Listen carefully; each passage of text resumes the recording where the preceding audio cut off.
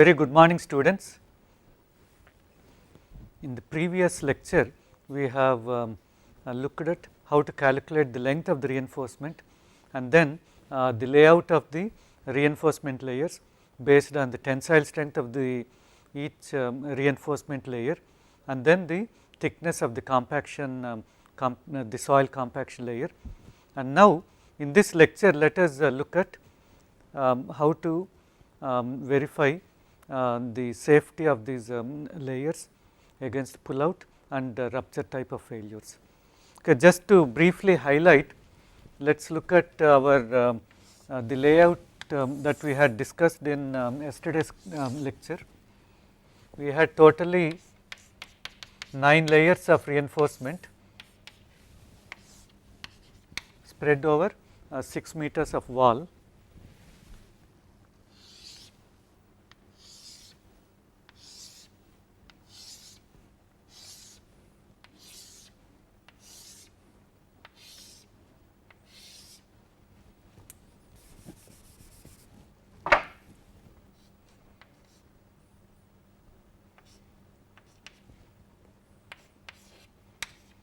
So, when we number the reinforcement layers, we always number from bottom to top, because that is the way we lay them on the ground. The bottommost one is numbered as number 1, 2, 3 and so on.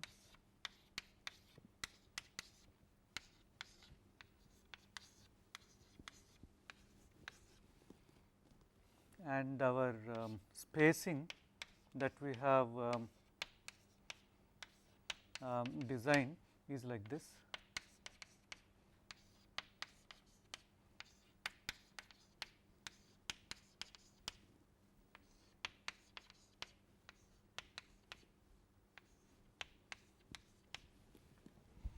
So, the topmost reinforcement layer is provided at 1 compaction layer thickness below the top of the soil surface, that is mainly to provide an extra lateral restraint to the soil to take care of the surface loads that we apply. And then at the bottom we have started not at the footing level, but at one soil compaction layer above the footing. And so totally we have 9 reinforcement layers, and the length of this reinforcement is 6 meters. And in terms of the Z, we have 0.25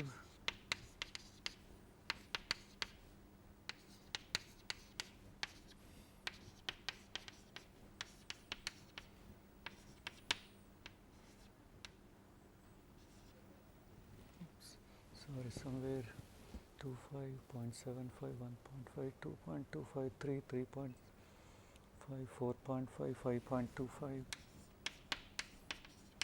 Okay.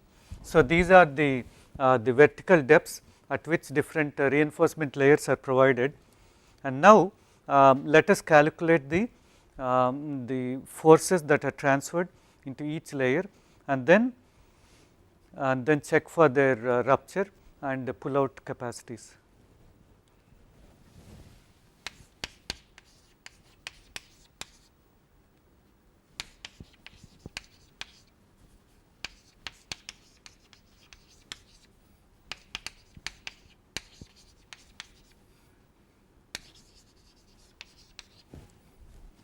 So, the tensile forces that are transferred into each reinforcement layer could be because of several effects. The first one is due to the traction force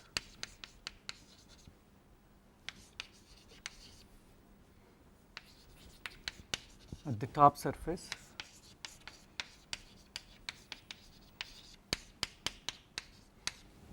Due to the horizontal traction that we have, and then due to self weight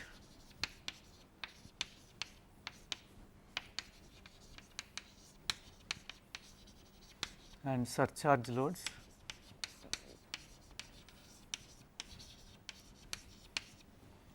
and then due to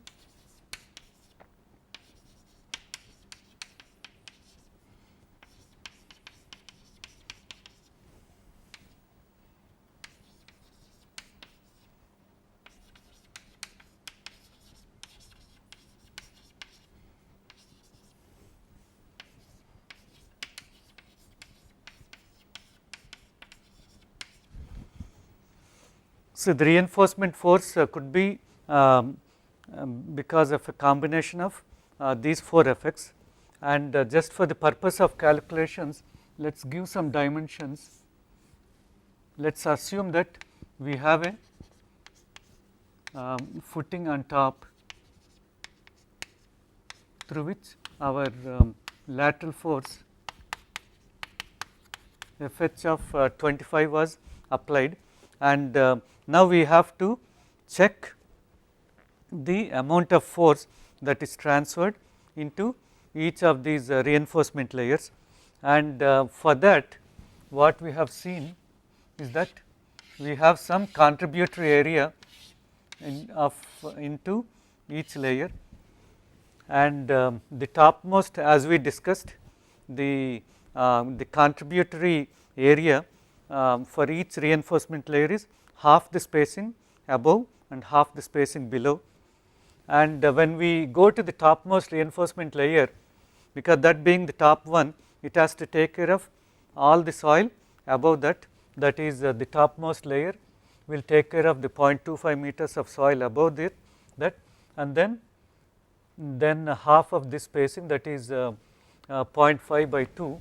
So, this we can write it as 0.25 plus 0.5 by 2, that is 0.5, and whereas for reinforcement 8 the contributory area is 0.5 by 2 plus 0.75 by 2, that is 0.625, whereas for the rest of the layers it will be 0.75.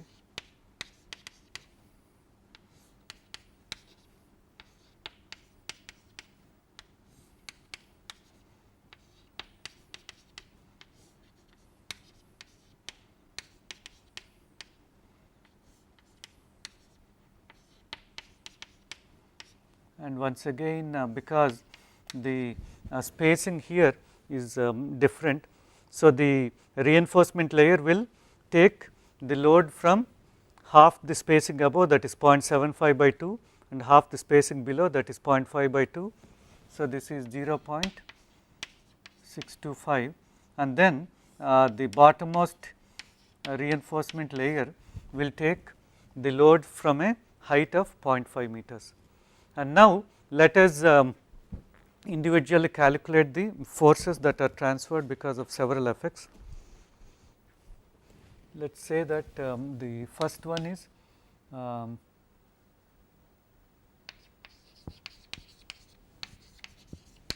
forces due to horizontal traction.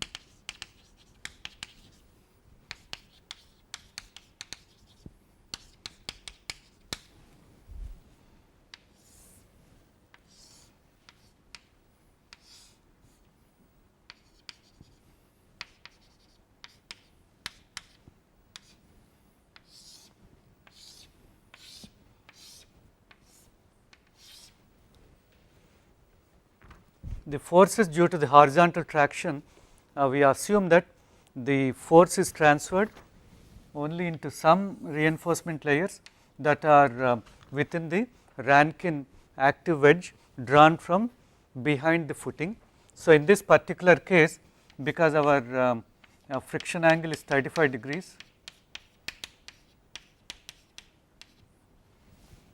we can calculate the height as 3 divided by tan 45 minus 5 by 2, this comes out as 5.76 meters, and the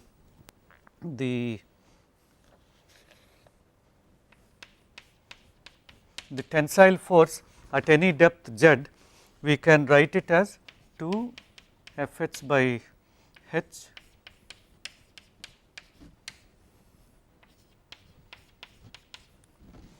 So, this basically in a triangular manner we are varying the force that is transferred into the layers from maximum at the top to minimum at the bottom through this formula, and let us try to apply in this case our Fh is 25 and our H is 5.76, and Z is the depth of individual layer. Like for example, when we consider layer 9, our Z is 0.25, and if you when you consider layer 6, the Z is 2.25 and so on, and we can substitute different numbers and get the forces.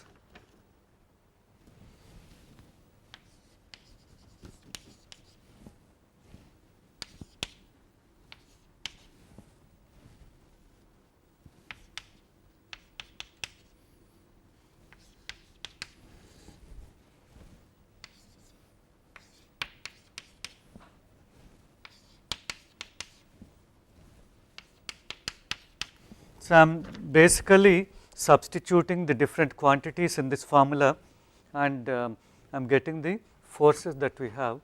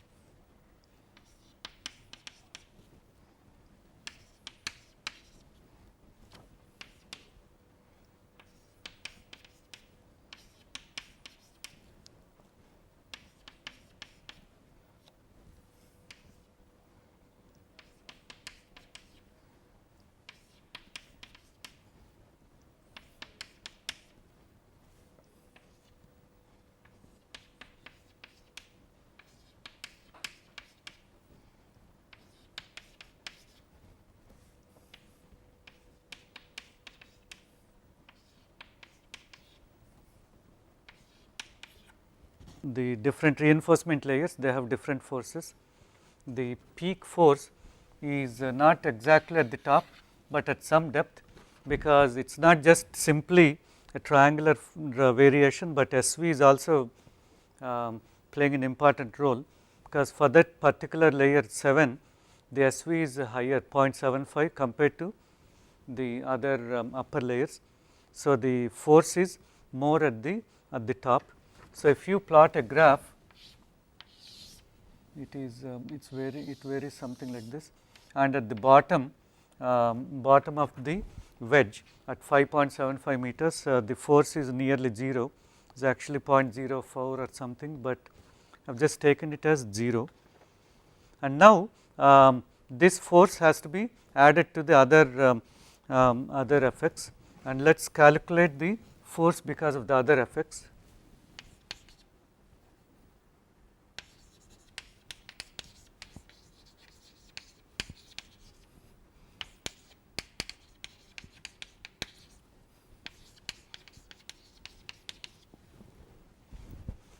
So, there will be some tensile forces that are generated because of the inertial forces, and the inertial forces that we consider are for the entire height of 6 meters,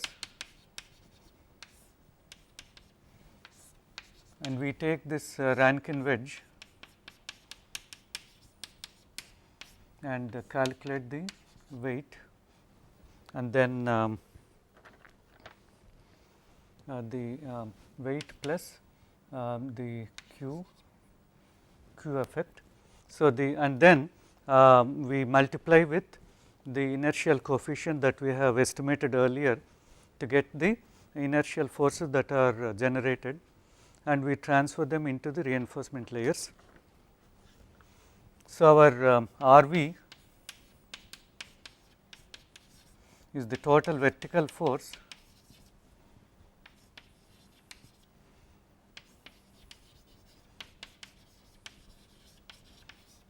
from the wedge, and this length is 3.12. It is just from trigonometry, because we know this height 6 meters, and this angle is pi by 4 plus phi by 2, that is 62.5, because our phi is 35 degrees for the reinforced fill. So, our RV is 1/2 6 times 3.12 times 20 plus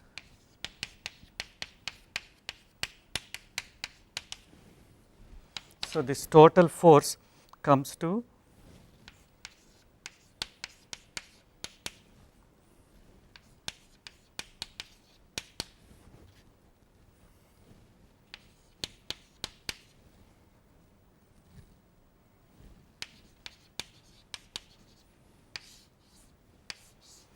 this vertical force comes to approximately 312 kilonewtons per meter length of the wall, and the inertial force generated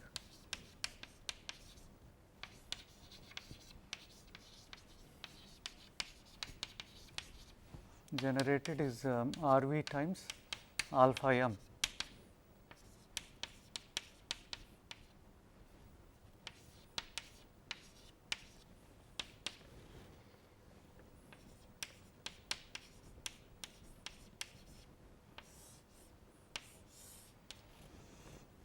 So, approximately 26 kilonewtons of inertial force is generated, and now we have to distribute this into the reinforcement layers, and that distribution is depending on the anchorage length that each reinforcement layer has. So, the distribution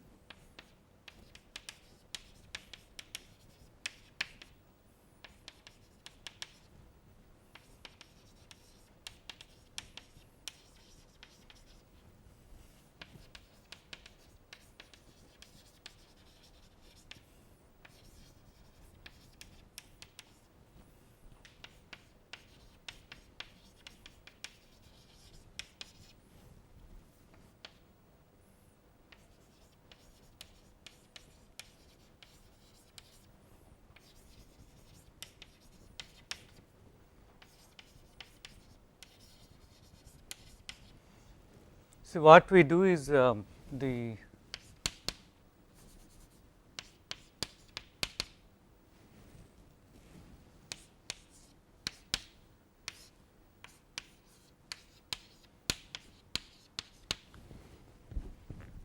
Ti is the tensile force that is transferred into ith layer, is the sum total of the total inertial force, that is 25.91, divided by the sum total of all the anchorage lengths sigma of Le times Le of that particular layer. And as we have seen earlier,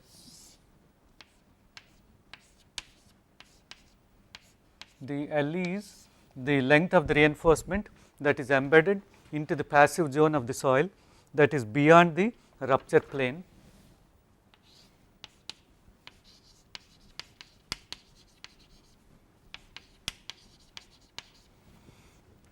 And as you may recall, the rupture plane depends on the type of analysis that we have, that is the tie-back wedge method of analysis or the coherent gravity method of analysis.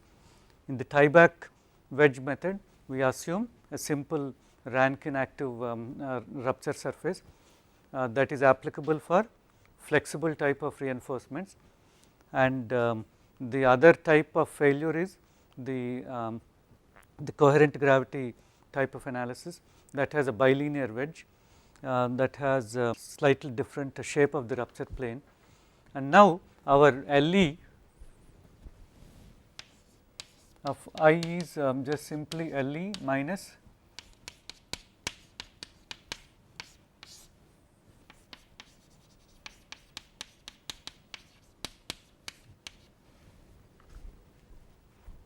because this angle is pi by 4 plus phi by 2, this length is this horizontal length is just simply this height h minus z divided by tan pi by 4 plus phi by 2, and so we can calculate the Le for different layers. So, for example, if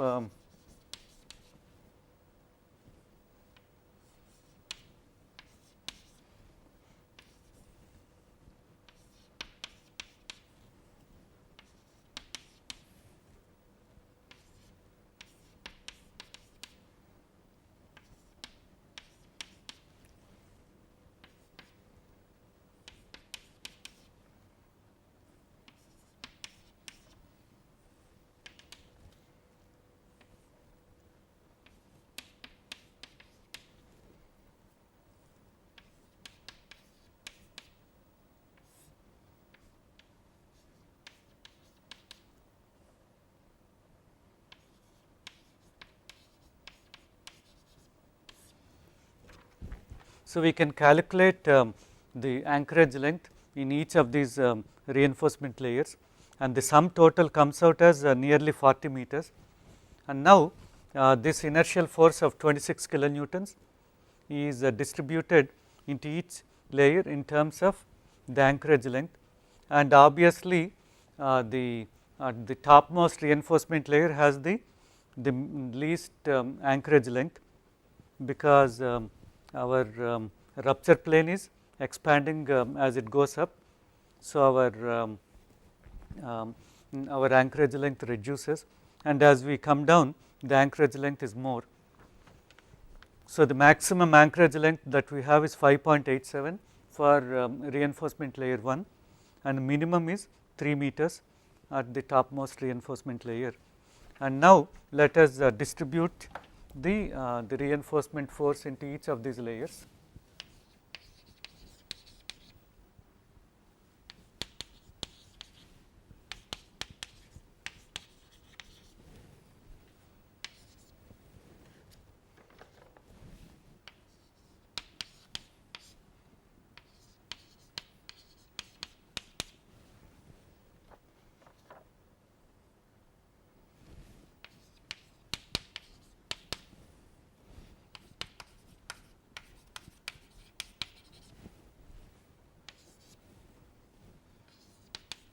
See, the topmost reinforcement layer has an anchorage length of 3 meters, and the sum total of all the anchorage lengths is 39.9 multiplied by 25.9 is the inertial force.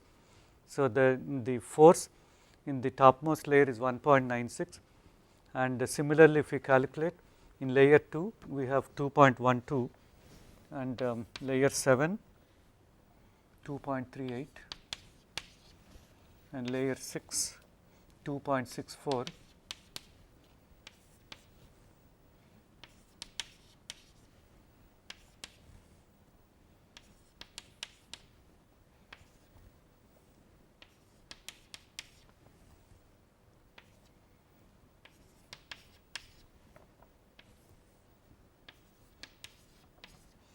So, as you see the inertial force is maximum in the bottommost reinforcement layer, because that has the maximum anchorage length, and the sum total comes to nearly 26 kilonewtons, which is equal to the inertial force. And now, the other force that we have is because of the self weight and then the surcharge load that is acting on the soil.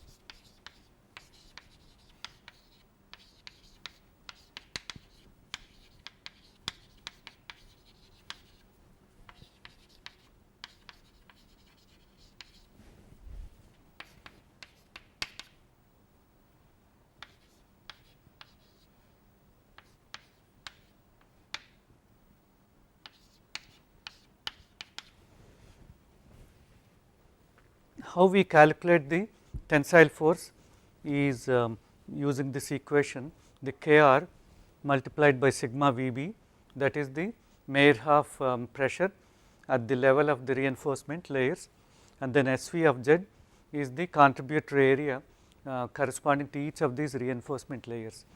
Then our Kr is just simply the Rankine active pressure coefficient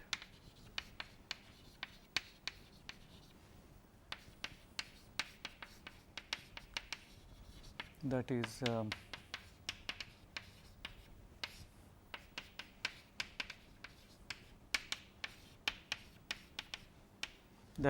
just simply 0.271.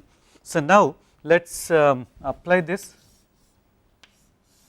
and then calculate the forces that we have, and the sigma Vb is Rv of Z times L by L minus 2E,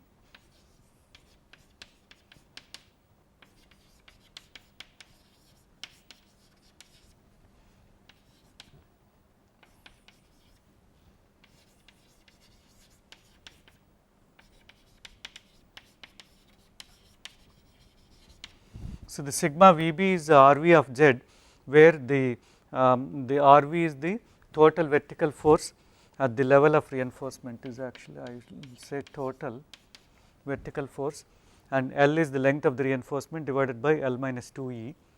And for this, how we do the calculations?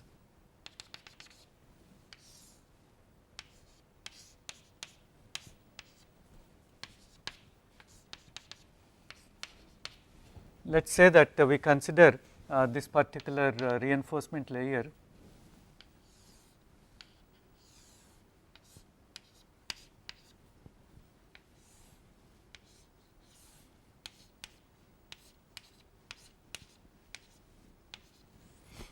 at any depth.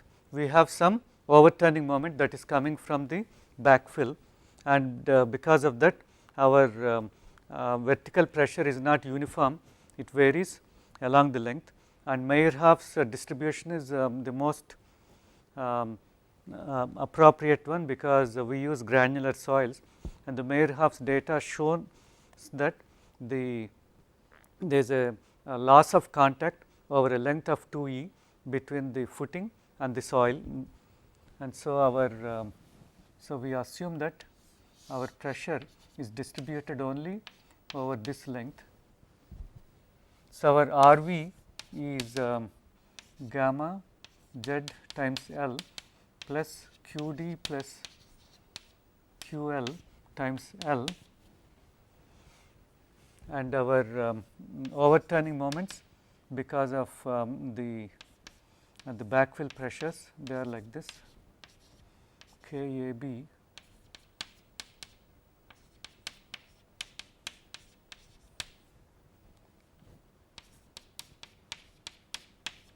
our overturning moments are like this, and then of course we have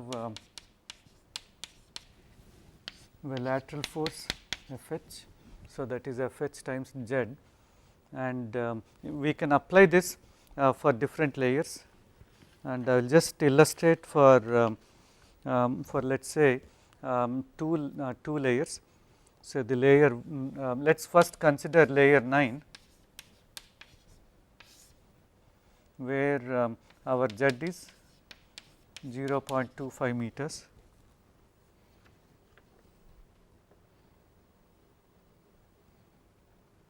and our sigma V is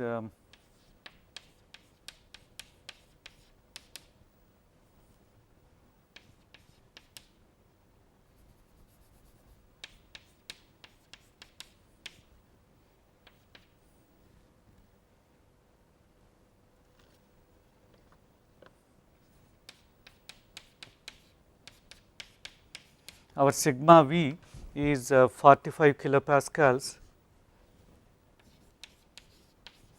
and the sigma VB will be approximately equal to sigma V, because we do not have much of height of soil above the layer 9, is only 0.25. So, we can assume that sigma VB is approximately equal to sigma V. So, our the tensile force in layer 9 is Kr is 0.271 times sigma Vb is 45 times the contributory area. We have seen that it is 0.5. So, the sum total comes to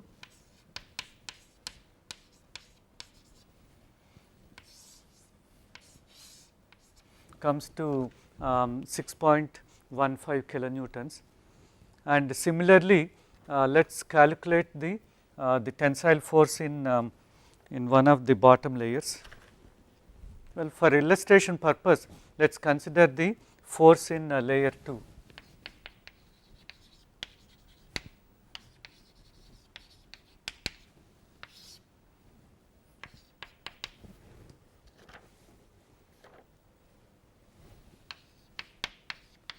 For layer 2, Z is 5.25 meters, and our sigma V is 20 times 5.25 plus 15 plus 25. So, that comes to 145 kPa. And our m naught, because of the backfill soil over a height of 5.25 meters is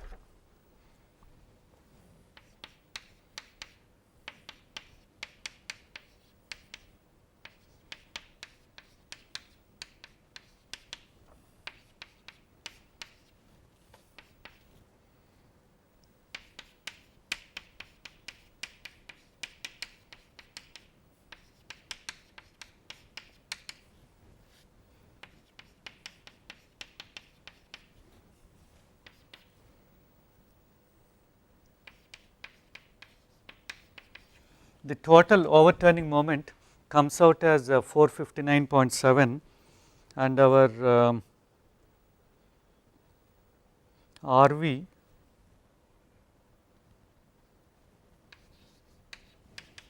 is 145 times 6, and our E is m naught by RV, that is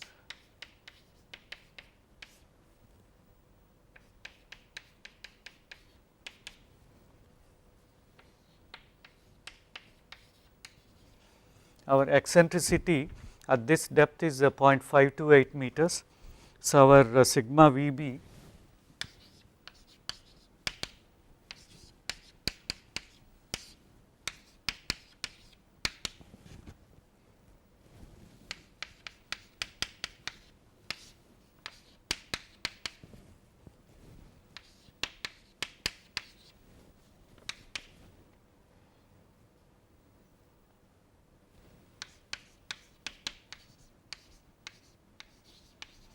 so, our vertical pressure at this depth of 5.25 meters is 175.9 as compared to a sigma V of 145. Because of the overturning effect, this Meyerhoff's pressure is more than the normal static pressure. So, our the tensile force transferred to this layer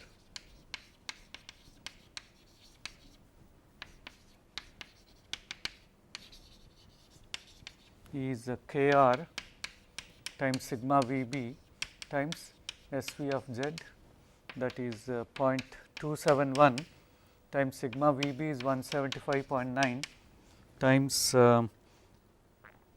Sv is 0.625.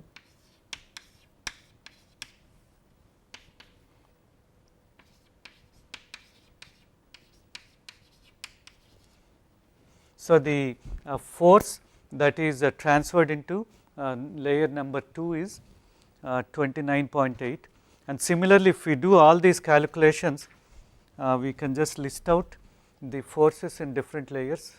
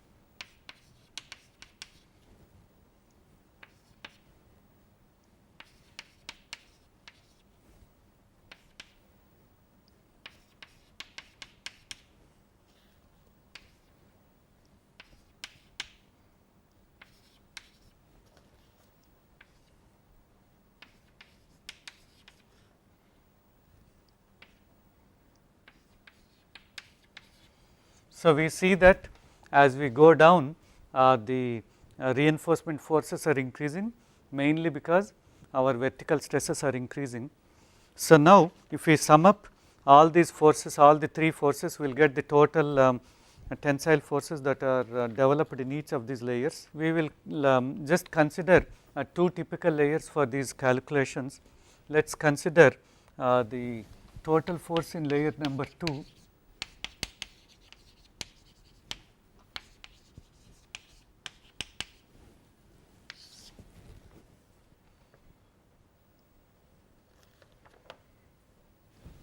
The total force is 0.48 because of the horizontal traction that we have at the surface, and 29.8 because of the self weight and the surcharge effects, and because of this the inertial effect it is 3.66.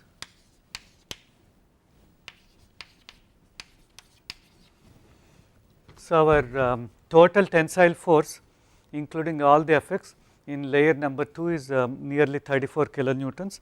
So, our factor of safety against rupture is our the TA divided by F, that is 40 divided by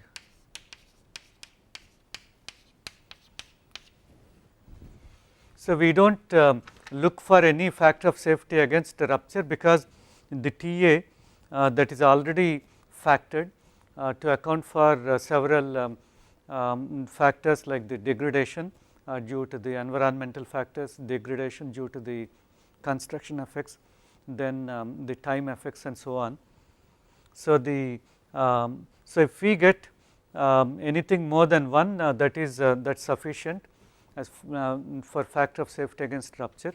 And now let us look at the factor of safety against pullout.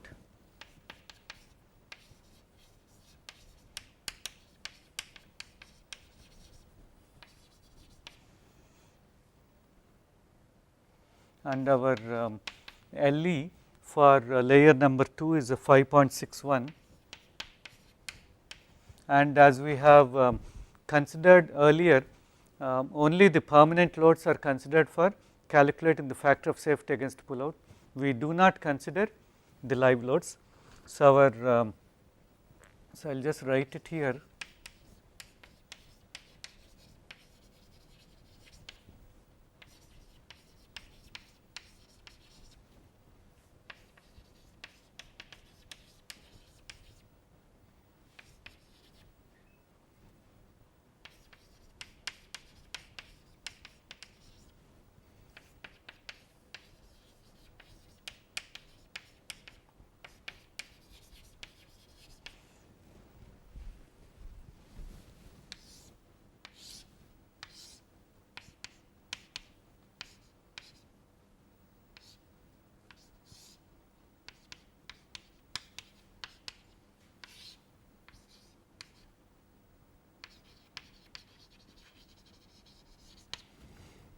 And we also do not consider the Meyerhof pressure, because the pullout resistance is happening at the back end of the back end of the retaining wall, where the overturning effects are negligible or not so significant.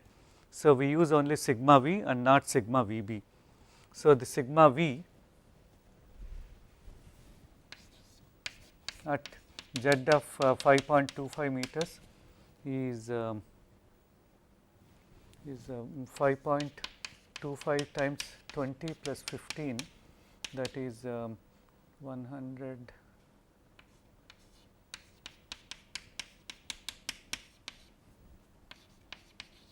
120 kPa, and our the pullout resistance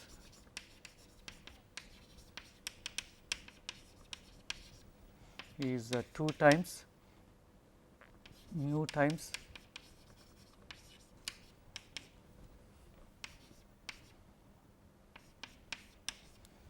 so the pullout resistance is calculated as 2 times mu times tan phi r times sigma v times LE, in some codes, instead of this mu times tan phi, we also write it as tan delta, but both are equivalent, and I prefer this method of mu times tan phi r because it is a bit more easy to understand, because the tan phi r is the frictional strength that we have for the reinforced fill, and then the mu could be like an efficiency factor, and if it is 1, that means that there is a very good bond between the reinforcement and the soil, and if it is very less, that means that it is a very smooth interface, and the value of mu, it also changes with the normal pressure.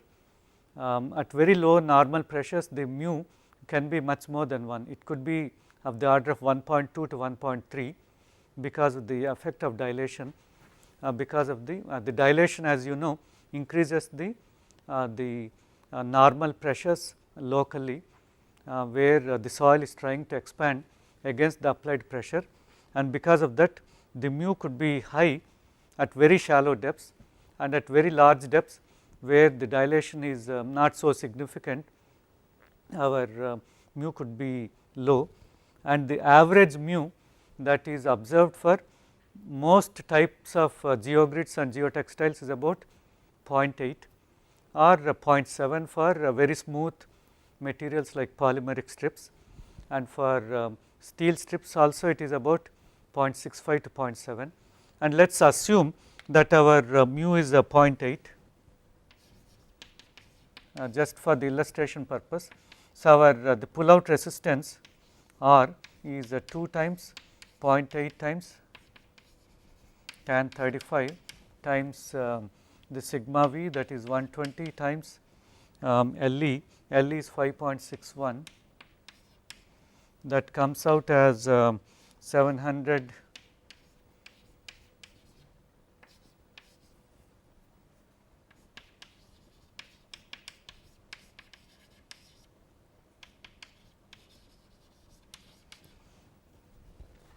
See, this pullout resistance we get as 753, which is much greater than the tensile force that is transferred into this layer. So, so we have a very good factor of safety against pullout. And now let us consider the topmost reinforcement layer, because that has the least anchorage length. Let us consider layer number 9.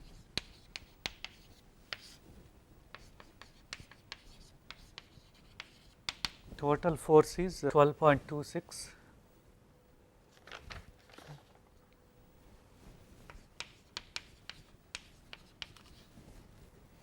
and the factor of safety against rupture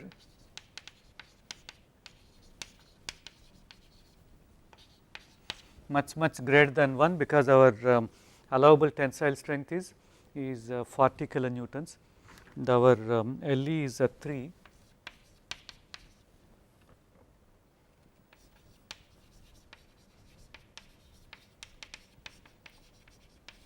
So, the pullout resistance, so the Z is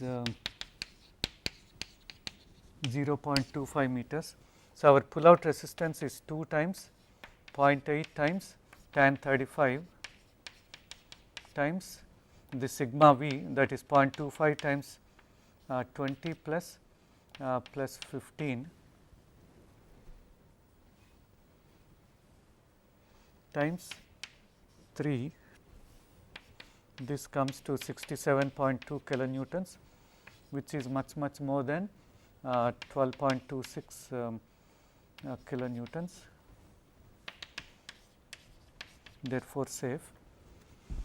And similarly, we can calculate the factor of safety against pullout and rupture of all the reinforcement layers. It's a bit tedious procedure, but then if we do it systematically, we can easily do the calculations, and the best is we develop a small Excel spreadsheet program, so that we can do all these calculations in a very simple manner.